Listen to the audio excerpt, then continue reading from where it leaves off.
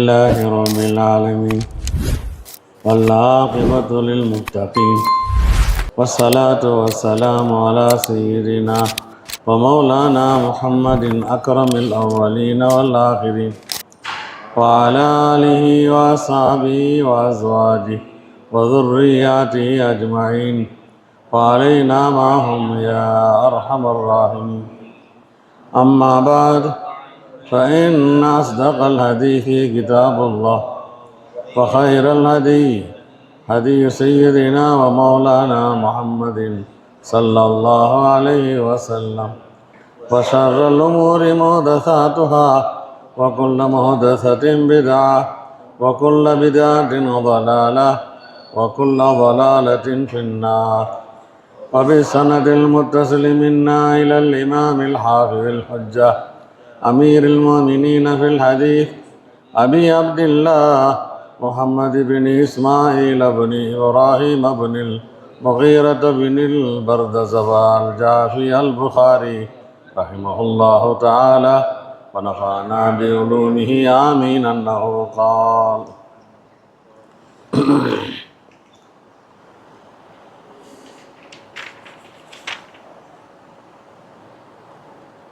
باب ما يذكر في المناولة وكتاب أهل العلم بالعلم إلى البلدان. முனாவலா பாடங்கள் சொல்லும்போது நடத்தும்போது உஸ்தாதுகள் படிக்க, மாணவர்கள் கேட்க, மாணவர்கள் படிக்க, உஸ்தாதுகள் கேட்க, அந்த பட்டியலில் முனாவலான்னு ஒன்று இருக்குது. அதுக்கு இமாம் புகாரி தனியாக ஒரு பாடமே அமைத்திருக்கிறார்னு சொன்ன ஞாபகம் இருக்கா? அந்த பாடம் தான் இது. முனாவலா நபிமொழி சுவடியை ஒப்படைப்பது. ஹதீஸுகள் எழுதப்பட்ட ஒரு நோட் புக்கை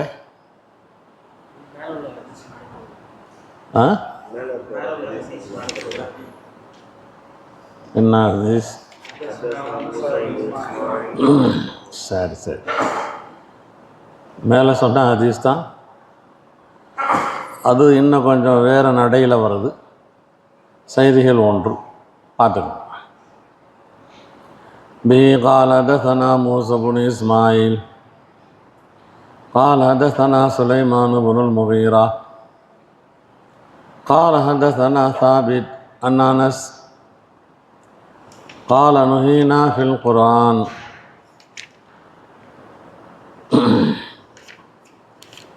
குர்ஆனிலே நாங்கள் தடுக்கப்பட்டிருக்கிறோம் நபியிடத்திலே அன்னசால கேள்விகள் கேட்பதை. பொதுவாக கேள்வி கேட்கக்கூடாதுன்னு இல்லை, தேவையற்ற கேள்விகளை கேட்காதீங்க, பிரச்சனைகளை கேள்வி கேட்டு பெரிதாக்காதீங்க. அது கடமையா, இது கடமையா, அதை அப்படி செய்யணுமா, இப்படி செய்யணுமா, நீங்களாக கேட்டு கேட்டு உங்களுக்கு கஷ்டத்தை உண்டாக்கி கொள்ளாதீங்க என்கிற மாதிரி உள்ள ஃபுதூலி கேள்விக்கு தான் இங்கே. சஹாபாக்கள் கேள்வியே கேட்கக்கூடாது, கம்முன்னு இருக்கணும், அப்படியெல்லாம் இல்லை. நுஹீனா ஃபில் குர்ஆன் அன் நஸ்அல நபி ஸல்லல்லாஹு அலைஹி வஸல்லம். நபி அவர்களிடத்தில் நாங்கள் சவால் செய்வதை, கேள்விகள் கேட்பதை நபி சொல்வதற்கு முன்பு, அல்லாஹ்வுடைய ஆயாத் இறங்குவதற்கு முன்பு முந்திரி கொட்டை மாதிரி அவசரமாக அது என்ன, இது என்ன என்றெல்லாம் கேள்வி கேட்காதீங்க. எதை எப்போ சொல்லணுமோ, எப்படி சொல்லணுமோ அப்படி சொல்லுவோம். சில நேரங்களில் நீங்கள் கேள்வி கேட்குறதுனால உங்களுக்கு நீங்களே சிரமத்தை உண்டாக்கி கொள்ள நிலையில் ஏற்படும். அந்த பனி இஸ்ராயில் ஒரு மாட்டாருன்னு அல்லாஹ் தாலா ஏதாவது தெருவில் போகிற மாட்டை, கொள்ளையில் இருக்கிற மாட்டை அர்த்தம் தான் பிரச்சனை இல்லை. என்ன நேரம்னு கேட்டான், அது உழுதுருக்குமான்னு கேட்டான், அப்படி கேட்டான், இப்படி கேட்டான், கேட்க கேட்க பதில் வந்துக்கிட்டே இருந்துச்சு. ஹைர் நுஹீனா ஃபில் குர்ஆன் அன் நஸ்அல நபி ஸல்லல்லாஹு அலைஹி வஸல்லம் வகான யோஜிபுனா, எங்களுக்கு பிரியமாக இருந்தது, ஐ யஜி அர் ரஜுலு மின் அஹலில் பாதியா, கிராமங்களிலிருந்து அல் ஆக்கில், நல்ல அறிவார்ந்த ஒரு மனிதர் வந்து, ஃபயஸ் அலுஹு, அவர் நபியிடம் கேட்பது, வனஹனு நஸ்மஉ, நாங்கள் செவியுறுவது. ஏன்னா புதுசாக கிராமத்துக்காரங்க அவங்களுடைய பேச்சு ஒரு முறையாக இருக்கும், ஒரு சைஸாக இருக்கும். நாகரிகம் இருக்கலாம், இல்லாமலும் இருக்கலாம். ஆக நபிக்கு பக்கத்தில் இருக்கிற நாங்கள் பேசும்போது நிறைய அதபு, மரியாதை, ஒழுக்கம் இதெல்லாம் பேணி தான் கேட்கணும். அவர்கள் தங்களுக்கு மனசில் என்ன வந்துச்சோ அதையெல்லாம் கேட்பாங்க, அப்படியெல்லாம் கேட்பாங்க. அது ஒரு பிரச்சனையாக வராது. இப்போ நம்மிடத்தில் ஓதக்கூடிய மாணவர்களாக நீங்கள் கேள்வி கேட்குறதுன்னு சொன்னால் அதுக்குன்னு ஒரு முறை இருக்குது, அதவு இருக்குது. உங்கள் வயசில் உண்டான வாலிப பசங்களை எல்லாம் கூப்பிட்டு வச்சு ஒரு பயான் செஞ்சோம். ஒரு பையன் எந்திரிச்சான், கேள்வி கேட்டால் மட்டுத்தனமான கேள்வி என்று அதை கோச்சிக்க மாட்டார். பாவம், விஷயம் தெரியாத புள்ளவோ என்று.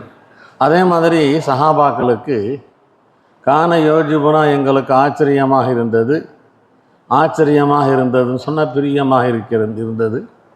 ஐ யஜி அர் ரஜுலு மின் அஹலில் பாதியா, கிராமத்து மனிதர்கள் வந்து, அந்த கிராமத்து மனிதர்களிலும் ஆக்கில், நல்ல அறிவுள்ள ஒரு மனிதர் வந்து, எஸ் அலுஹு, நபியிடம் கேட்க, நஹனு நஸ்மஉ, இப்படி இருக்கும்போது ஃபஜா ரஜுலும் மின் அஹலில் பாதியா, ஒரு கிராமத்து மனிதர் வந்தார். ஃபகால, அவர் சொன்னார் நபியிடத்திலே, அதானா ரசூலு, உங்களுடைய தூதர் எங்களுக்கு வந்தார். அஹ்பரானா,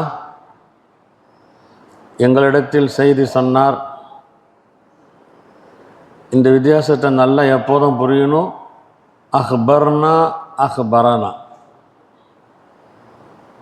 அஹ்பர்னா நாங்கள் செய்தி சொன்னோம், பாயிலா வரும்.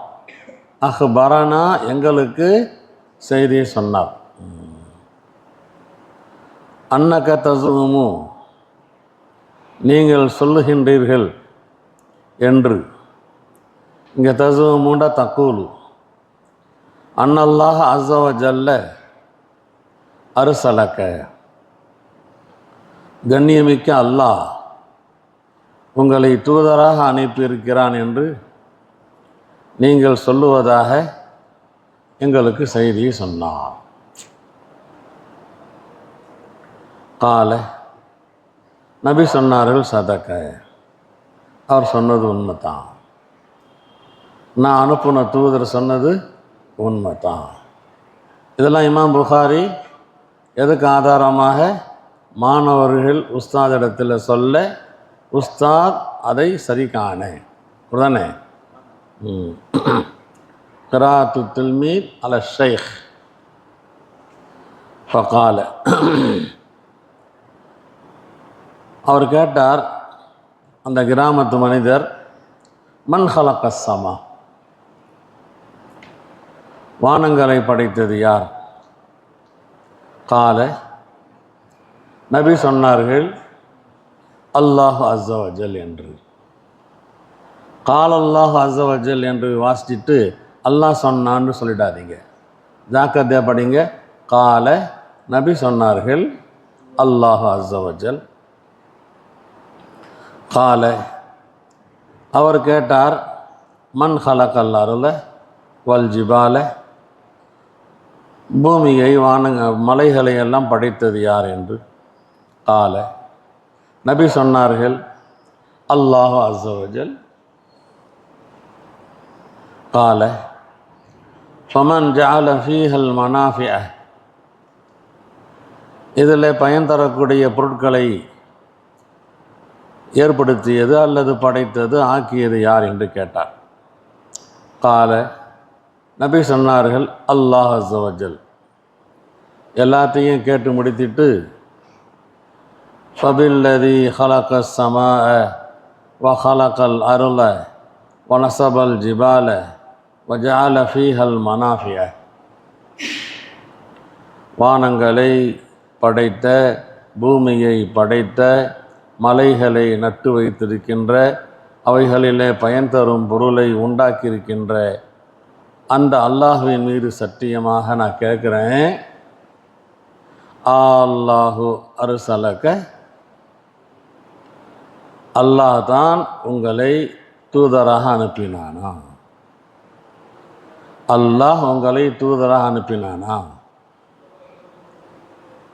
இல்லை நீங்களாக உங்கள் இஷ்டத்துக்கு நான் அல்லாஹ்வுடைய தூதர்னு சொல்லி பிரகடனப்படுத்துகிறீங்களா? அல்லாஹ் உங்களை தூதராக அனுப்பினானா? கால நாம், ஆம், தூதராக அனுப்பினான் அல்லாஹ்.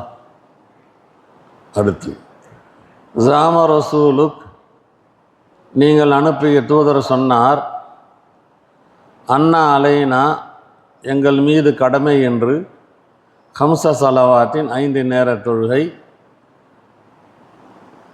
வ ஜகாத்தன் ஃபி அம்வாலினா, எங்களுடைய பொருட்களிலே ஜகாத்து கொடுக்க வேண்டும் என்று. கால, நபி சொன்னார்கள், அவர் சொன்னது உண்மை, சதக. கால ஃபபில்லதி அர்ஸலக அல்லாஹு அமரக பிஹாதா, உங்களை தூதராக அனுப்பிய அவன் மீது சத்தியமிட்டு கேட்கிறேன், இதை அல்லாஹ் தான் உங்களுக்கு கட்டளையிட்டானா? அதாவது நீங்களா சொல்கிறீங்களா? அல்லாஹு அமரக பிஹாதா. கால நாம், ஆம், அல்லாஹுவே கட்டளையிட்டான்.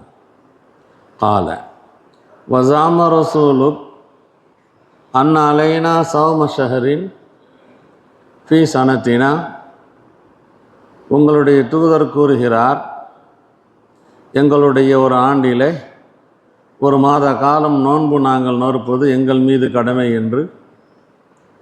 கால, நபி சொன்னார்கள், சதக, அவர் சொன்னது உண்மைதான். கால ஃபபில்லதி அர்ஸலக, உங்களை தூதராக அனுப்பிய அல்லாஹ்வின் மீது ஆணையாக, அல்லாஹு அமரக பிஹாதா, இதையும் அல்லாஹ் கட்டளையிட்டானா? நாம் நாம்.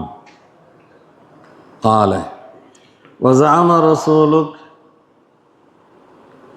அன்ன அலைனா ஹஜ்ஜல் பைத் மன் இஸ்ததா இலைஹி சபீலா, உங்களுடைய தூதர் கூறுகிறார், எங்கள் மீது கடமை என்று பைத்துல்லாஹுவை ஹஜ்ஜு செய்வது யாருக்கு சக்தி இருக்கிறதோ அவர்களுக்கு. மன் இஸ்ததா இலைஹி சபீலா, போக வர யாருக்கு சக்தி இருக்கிறதோ அவர்களுக்கு என்று உங்கள் தூதர் சொல்லுகிறார்.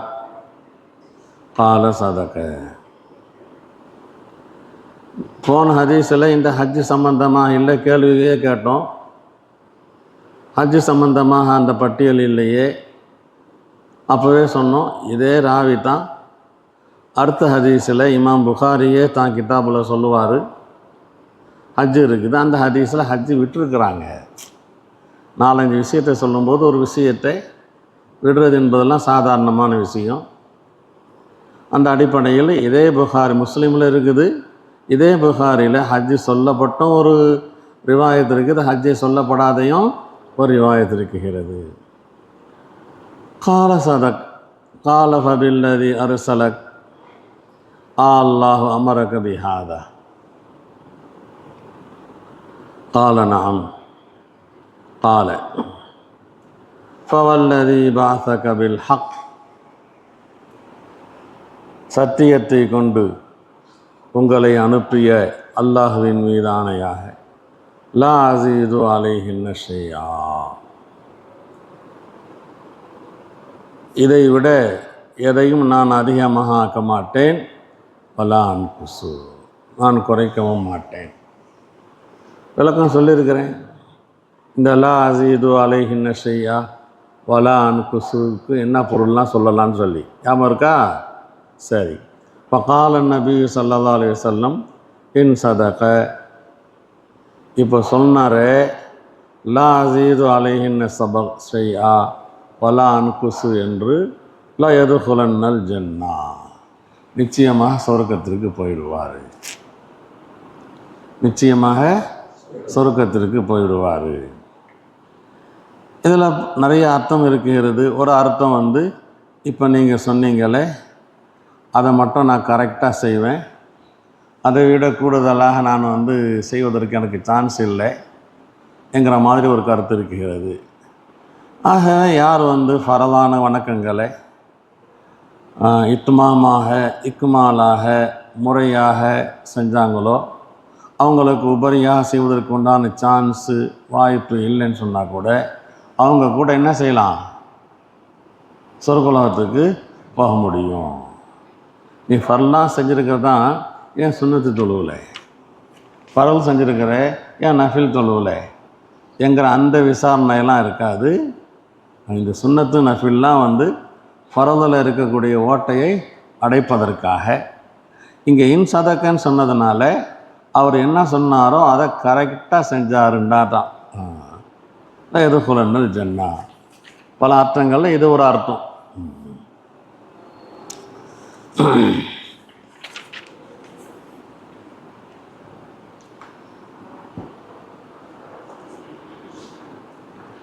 ஹைர், இந்த ஹதீஸுக்கு மேலே சொல்லி முடிச்சுட்டேன் இல்லை விளக்கத்தை, அப்படி தானே? ஒன்று சொல்கிறதாண்டா சொல்லலாம். வந்தவர் ஐயுக்கும் முகம்மதுன்னு கேட்டார்.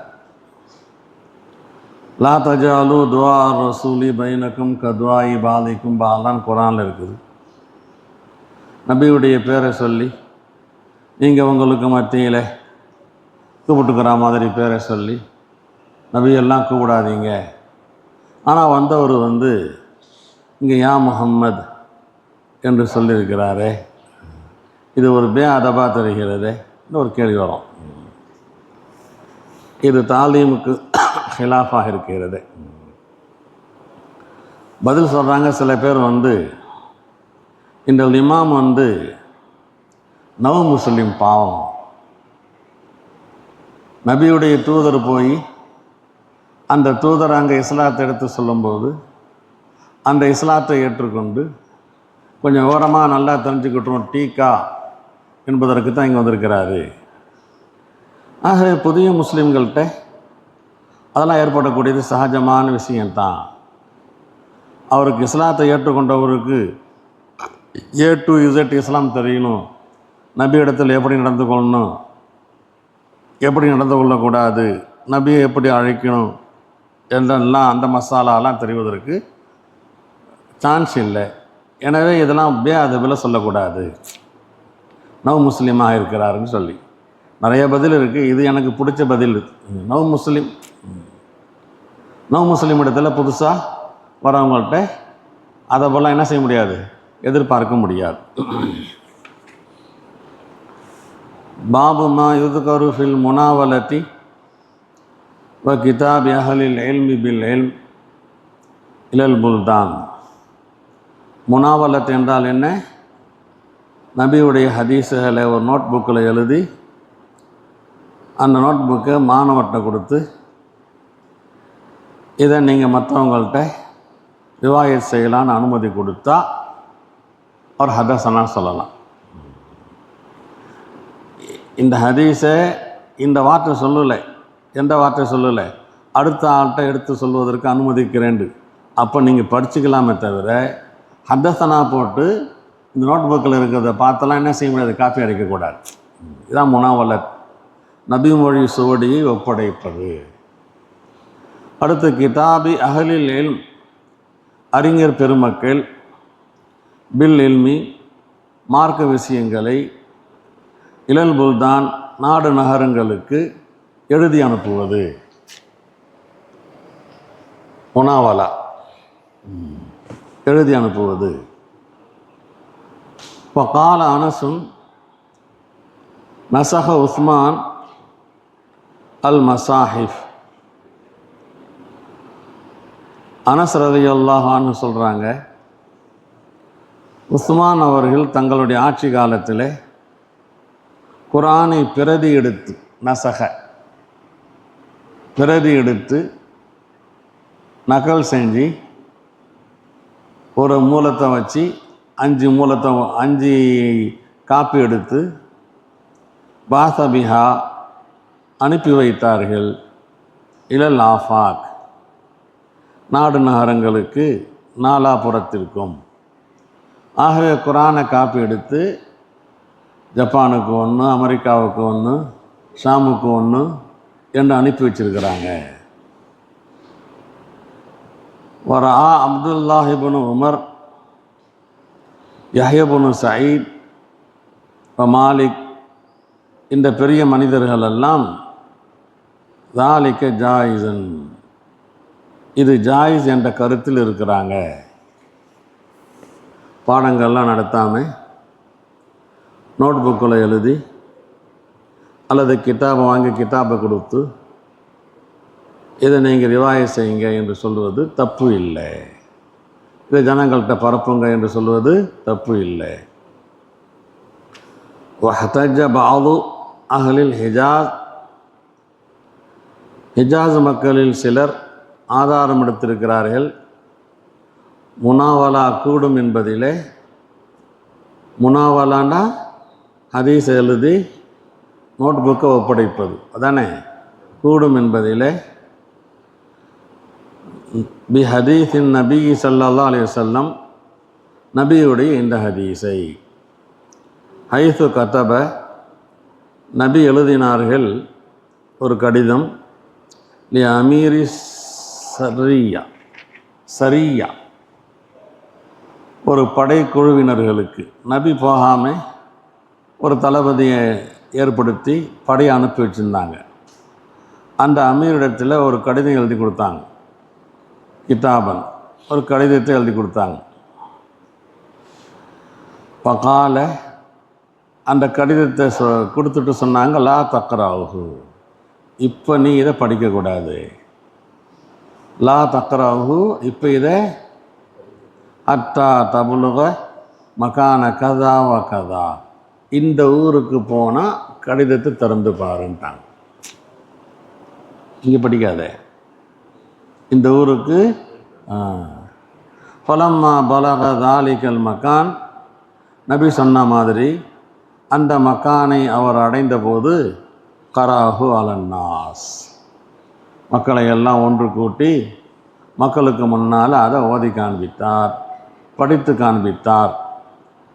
இந்த ஹதீஸ் தெரிஞ்சு போச்சு. முனாவலத் எழுதி நோட் புக்கை கொடுத்து இதில் உள்ள விஷயங்களை உங்கள் நாட்டுக்கு கொண்டு போய், உங்கள் ஊருக்கு கொண்டு போய் அங்கே உள்ள மக்களுக்கு நீங்கள் எடுத்து சொல்லுங்கள் என்று தாராளமாக என்ன செய்யலாம், சொல்லலாம். அக்பரஹும், அவர் அந்த மக்களுக்கு செய்தியை சொன்னார். பி அம்ரின் நபி ஸல்லல்லாஹு அலைஹி வஸல்லம், நபியுடைய கட்டளையை. ஹைர். அப்போது ஹதீஸை அடுத்த நபருக்கு கொடுப்பதற்கு தஹம்முல ஹதீஸ்ன்னு சொன்னோம். இதுக்கு பேர், இதுக்கு பல முறை இருக்குதுன்னு சொன்னோம். ஒரு முறை கிராத்து ஷைஹ் அலத் தில்மீத், இதான் இப்போ நம்ம செஞ்சுக்கிட்டு இருக்கோம். நான் பாடம் நடத்துகிறேன், நீங்கள்லாம் கிதாபை திறந்துக்கிட்டு பார்க்குறீங்க. 2வது முறை கிராத்து தில்மீத் அல ஷைஹ், கிராத்து தில்மீத். இந்த 2ஐயும் பற்றி முன்னால் உள்ள பாடத்தில் இமாம் சொல்லிட்டாங்க. இப்போ முனாவலா, அடுத்து முக்காத்தபா. இந்த பாபில் என்ன இருக்கிறது, முனாவலா, முக்காத்தபா. முன்னால் உள்ள பாடங்களுக்கும் இந்த பாடங்களுக்கு மத்தியில் உண்டான ரபுத்து, இணைப்பு இது தான். அப்போது ஆதாரம் சொல்கிறாங்க. எதுக்கு ஆதாரம்? அனஸ் அவர்கள் சொன்னாங்களாம், உஸ்மான் வந்து குரானை பிரதி எடுத்து பல நாடுகளுக்கு அனுப்பி வச்சாங்கன்னு சொல்லி.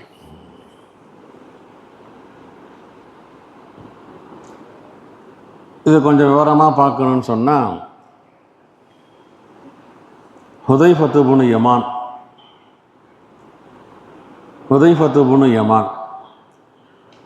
அவர்கள் வந்து உஸ்மானுடைய ஹிலாஃபத்தில் ஆர்மீனியா, அதர்பைஜான் இந்த நாடுகளை எல்லாம் கைப்பற்றுவதற்காக ஜிஹாதுக்கு போகிறாங்க. அங்கே ஈராக் மக்கள் இருக்கிறாங்க, ஷாம் மக்கள் இருக்கிறாங்க. அவங்க ஓதுற கிராத்து ஒருத்தர் ஒரு சைஸாக ஓதுறாரு, இன்னொருத்தவர் இன்னொரு சைஸாக ஓதுறாரு. அவர் ஓதுற கிராத்து ஒரு சைஸாக இருக்குது, இவர் ஓதுற கிராத்து ஒரு சைஸாக இருக்குது. ஒவ்வொரு நபரும் நான் ஓதுறது தான் ரைட்டுங்கிறாரு. அடுத்த நபரை சண்டை போடுறாரு, என்னடா குரானை தப்பாக ஓதிட்டுருக்குறேன். இந்த மாதிரி குரானில் வந்து பிரச்சனைகள் ஏற்பட்டுச்சு. பல பேரும் பலவிதமாக ஓதினாங்க. இதை பார்த்த உடனே ஹுதைஃபாவுக்கு பயம் ஏற்பட்டுடுச்சு. இந்த குரான் அப்படியே ஆளுக்கு இஷ்டத்துக்கு ஓதி பல பேரும் பலவிதமாக இதுதான் குரான் சொன்னால் குரான் உலகத்தை விட்டு அழிந்து எது உண்மையான குரான் கண்டுபிடிக்க முடியாமல் போயிடுமோன்னு சொல்லி நேராக உஸ்மானுடைய தர்பாருக்கு வந்து அவங்க சொன்னாங்க, ஏ அமீருல் மோமினின், खुदा के वास्ते इस उम्मत की ख़बर लीजिए, कबूल उसके के वो यहूद नसारा की तरह किताब इलाही में इख्तिलाफ़ करने लगे। इस मुसीबत अज़मा से उन्हें बचाइए। खलीफा அவர்களே, யூதர்கள் கிறிஸ்துவர்கள் மாதிரி முஸ்லிம்களும் குரானில் இஃப்திலாஃப் ஏற்பட்டு பலவிதமாக பிரிந்துவிடக்கூடாது. இந்த பெரிய அபாயம் சூழ்ந்திருக்கிறது. இது ஏற்படுவதற்கு முன்னாலே நல்ல ஒரு திட்டங்களை தீட்டி பூரா உம்மத்திடத்துலையும் அசல் குரான் போய் சேரணும், அதுக்கு ஏற்பாடு செய்யுங்கண்டாங்க. உடனே உஸ்மான் ரலியல்லாஹு அன்ஹு உம்முல் முஃமினீன் ஹஃப்ஸா இடத்துல அவங்கள்ட்ட தான் அசல் குரான் இருந்துச்சு. அபூபக்கருடைய அந்த காலத்தில் குரானை எல்லாம் ஒன்று திரட்டி அதற்காக ஒரு குழுவை உண்டாக்கி முத்தவாத்திரான ரிவாயத்துகளை கொண்டு குரானை ஒன்று திரட்டி எழுதி வச்சுருந்தாங்க. அது யார்கிட்ட இருக்குது? ஹஃப்ஸா இடத்துல இருந்துச்சு. அவங்க சொன்னாங்களாம், உங்கள்கிட்ட இருக்கிற குரானை முஸ்ஹாஃபை எங்கள்கிட்ட அனுப்பி வைங்க, நாங்கள் அதை நக்கல் செஞ்சு அதிலேருந்து பிரதி எடுத்து திரும்பவும் அசல் குரானை உங்கள்கிட்ட ஒப்படைச்சிடுறோம் என்று கேட்டுக்கிட்டாங்க. உம்முல் முஃமினீன் ஹஃப்ஸா அவங்க உடனே அமீருல் முஃமினீன் கொடுத்தோன்னா அவங்க வீட்டில் இருந்த அந்த அசல் குரானை மூல குரானை கொடுத்து அனுப்புனாங்க.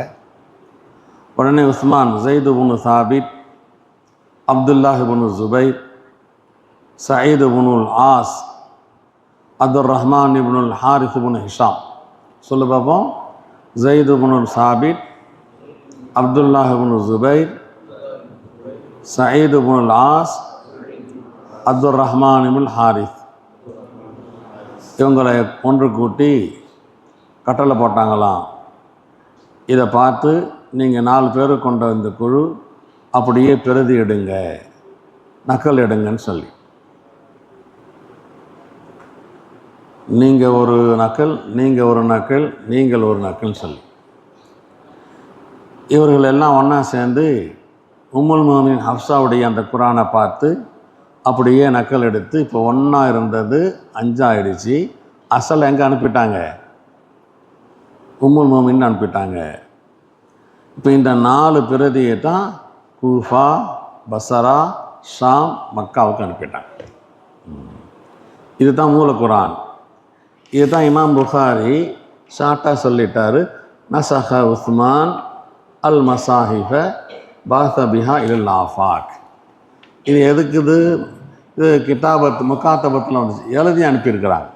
இந்த குரானை தான் நீங்கள் என்ன செய்யணும்? ஓதணும். இந்த குரானில் உண்டான அதாவது குறைஷிகளுடைய லோகத்தில் எழுதப்பட்டிருந்துச்சு. அந்த லோகத்தின் பிரகாரம் தான் அங்கே ஜபரு ஜேரு பேசு அந்த ஹரக்கத்துகள்லாம் இட்டு செய்யப்பட்டது.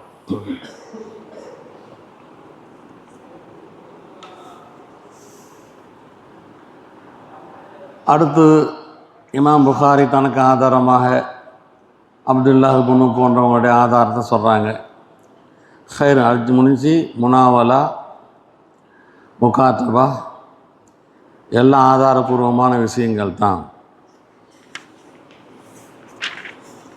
ஹதஸனா இஸ்மாயில் இப்னு அப்துல்லா قال حدثني إبراهيم بن سعد عن صالح عن ابن شهاب عن عبيد الله بن عبد الله بن عتبة بن مسعود أن عبد الله بن عباس أخبره أن رسول الله صلى الله عليه وسلم بعث بكتابه தன்னுடைய கடிதத்தை அனுப்பி வைத்தார்கள் ரஜுலன் ஒரு மனிதரிடத்தில். அமரஹு அவருக்கு சொன்னாங்க ஐ எதுஃபாஹு இலா அலீமில் பஹ்ரைன், இதை கொண்டு போய் பஹ்ரைன் நாட்டு கவர்னர்கிட்ட ஒப்படைச்சிடுங்கோ. ஃபதஃபாஹு அலீமுல் பஹ்ரைன், பஹ்ரைன் நாட்டு கவர்னர் கிஸ்ரா பாரசீக மன்னர் கிஸ்ரா இடத்தில் ஒப்படைச்சிடுவார். அந்த காலத்தில் அந்த போஸ்ட்டு அதுக்கு இதெல்லாம் இல்லைங்கிறதுனால ஒரு ஆள்கிட்ட கொடுத்து அந்த ஆள்கிட்ட போய் கொடுத்து இப்போ கிஸ்ரா நாட்டுடைய கண்ட்ரோலில் தான் பஹ்ரைன் இருந்துச்சு. எனவே கிஸ்ராட்ட நேராக போக முடியாது, ரொம்ப தூரமாக இருக்குங்கிறதுனால அவருடைய கண்ட்ரோலில் இருந்த பஹ்ரைன்ட்டு மன்னர்கிட்ட கொடுத்து அல்லது கவர்னர்கிட்ட கொடுத்து அங்கே கொடுக்க சொன்னாங்க. பலம்மா கராஹு, நபியுடைய கடிதம் போய் சேர்ந்துருச்சு. எங்கே போய் சேர்ந்துருச்சு? இப்போது கிஸ்ராட்ட போய் சேர்ந்துருச்சு. மஸ்ஸகஹு, கிழித்து போட்டான், வாங்கணும் படித்து பார்க்கல. மஸ்ஸகஹு ஹசிபுத்து இப்னு ஷிஹாப் சொல்கிறார். இந்த ஹசிபுத்துடைய முத்தகல்லிம் யார்? இந்த ராவி தொடரில் இருக்கிறாரா இல்லையா? இப்னு ஷிஹாப். அந்த இப்னு ஷிஹாப் சொல்கிறாரு அன்ன இப்னுல் முஸையப் சொன்னாங்க தஆ அலைஹிம் ரசூலுல்லாஹ்,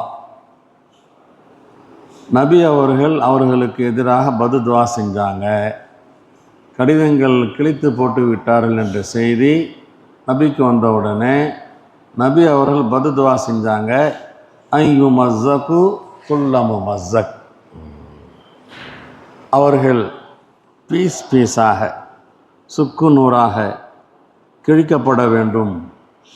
என்னுடைய தாவத்துடைய இந்த கடிதத்தை கிழித்த இவர்கள் ஐயு மஸ்ஸகு கிழிக்கப்படுவார்கள், பீஸாக ஆக்கப்படுவார்கள், குல்ல முமஸ்ஸக் என்று சொன்னாங்க. இந்த இடத்துல ரஜுலன் இருக்குதே அப்துல்லாஹ் இப்னு ஹுதாஃபாவாம்.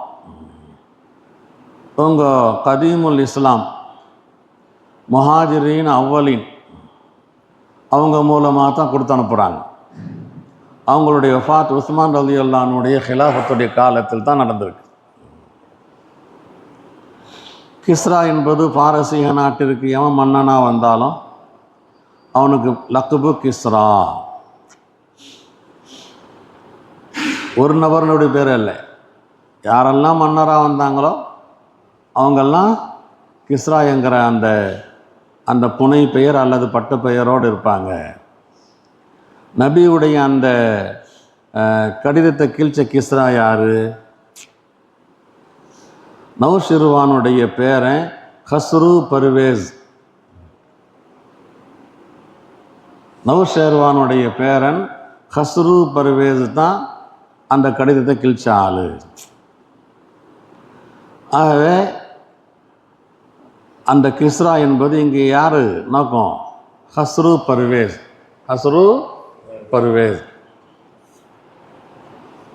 நபி அவர்கள் ஹுதைபியாவுடைய அந்த ஒப்பந்தத்திற்கு பின்னால் பல நாட்டு மன்னர்களுக்கு கடிதம் எழுதினாங்க.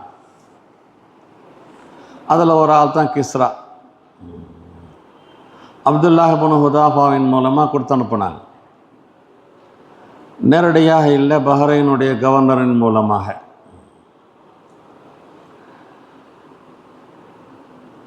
கடிதத்தை எழுதி மின் முஹம்மதின் ரசூலில்லா இலா கிஸ்ரான் கடிதம் ஆரம்பிச்சிச்சு. இந்த முதல் வரியை படித்த உடனே கோபம் பொத்துக்கிட்டு வந்துருச்சு. யாரா இந்த ஆள், என் பேரை பின்னால் போட்டுட்டு தான் பேரை முன்னால் போட்டிருக்கிறான். மின் முஹம்மதின் ரசூலில்லா இலா கிஸ்ரா. நபி எப்போதுமே ஃபிரம் அட்ரஸ் தான் முதல்ல எழுதுவாங்க, அதான் கடிதத்துடைய முறையும் கூட. ஆனால் அவனுக்கு ரொம்ப கோபம் வந்துருச்சு, என்னை கேவலப்படுத்திட்டானேன்னு சொல்லி. உடனே அந்த கோபத்தினுடைய உச்சக்கட்டமாக என் பேரை பின்னால் தள்ளிட்டாங்கிறதுக்காக கிழிச்சு போட்டான். இதுதான் கோபம் காரணம். பேரு முந்தி பிந்தி என்பதற்கு இந்த காலத்துலேயும் ரொம்ப பெரிய சண்டாலாம் இருக்குது. என் பேர் ஏன் கடைசியில் போட்டீங்க, என் பேரை முதல்ல போடணும். ஆயிரக்கணக்கான ரூபாய்கள் செலவு செஞ்சு நோட்டீஸ்லாம் அடித்ததுக்கு பின்னால் ஊரில் இருக்கிறவங்க அங்கே ஆட்சேபனை செஞ்சு எல்லா நோட்டீஸும் வச்சுட்டு புது நோட்டீஸ் அடிக்கிற கதெல்லாம் நடந்துக்கிட்டு இருக்குது. பேர் போடலை என்பதற்காக. பேர் போடலை என்பதற்காக ஒன்று முந்தி போட்டதுக்காக, பிந்தி போட்டதற்காக. இதெல்லாம் ஆணவம், பெருமையின் அடையாளமாக இருக்குகிறது. நபி அவர்கள் பதுதுவா செஞ்சாங்க. அந்த பதுதுவாவின் பிரகாரம் அவனுடைய அரசாங்கம் அப்படியே துண்டு துண்டாக பீஸாக ஆயிடுச்சு. அதற்கு பின்னால் எந்த கிஸ்ராவும் இல்லை. இன்ஷா அல்லாஹ் நேரம் ஆயிடுச்சு, நாளைக்கு சந்தர்ப்பம் இருந்தால் சொல்லுவோம். இதா ஹலக்க கிஸ்ரா பலா கிஸ்ரா பாதம்னு முன் அறிவிப்பு செஞ்சாங்க. இந்த கிஸ்ரா, நான் கடிதம் எழுத அனுப்பின இந்த கிஸ்ராவுக்கு ஹலாக் ஏற்பட்டுடுச்சின்னு சொன்னால் அதுக்கு பின்னால் எந்த கிஸ்ராவும் ஆட்சி செய்ய முடியாதுன்னு சொல்லி அது அப்படியே நபி அவருடைய அந்த துவா அப்படியே பழித்து சுக்கு நூறாக போய் பாரசீகமே வீழ்ந்து போயிடுச்சு. சுஹான் அல்லாஹி பிஹம்திஹி சுஹானக அல்லாஹும்ம பிஹம்திக் அஷ்ஹது அல்லா இலாஹா இல்லா அன்த நஸ்தக்ஃபிருக வ நத்தூபு இலைக். நபி அவர்கள் பதுதுவா செஞ்சது என் கடிதத்தை கிழிச்சிட்டானே என்பதற்காக அல்ல, மாறாக நான் தாவத் இலல்லா தாவத் அல் ஹக், நான் அந்த கடிதம் எழுதியிருக்கும்போது அதை கேவலப்படுத்திட்டானே என்பதற்காக. ஆகவே நாம் நமக்கு மரியாதை குறைவுன்னெலாம் கோச்சிக்கொள்ளக்கூடாது. நாம் எந்த செய்தியை சொல்கிறோமோ அந்த செய்தி குர்ஆனுடைய செய்தி, அந்த செய்தி ஹதீஸுடைய செய்தி, அந்த அடிப்படையில் அதற்கு கேவலப்படுத்திட்டாங்களே அப்படின்ட்டு கோபம் வரலாமே தவிர, நான் ஒரு ஆலிமுசா என்னை கேவலப்படுத்திட்டாங்களே, நான் சொன்ன செய்தியை அவன் கேவலப்படுத்திட்டான் தான் ஆத்திரப்படணும். என்ன கேவலப்படுத்திட்டாங்கிற ஆத்திரம் என்ன செய்யக்கூடாது, வரக்கூடாது. நபி அவர்களுக்கு என்ன கேவலப்படுத்திட்டானேன்னு இல்லை, நான் அந்த கடிதத்தில் எழுதின அந்த செய்தி ரொம்ப பெரிய முக்கியமான பாயிண்ட், அதை கேவலப்படுத்திட்டானேன்னு சொல்லிட்டேன்.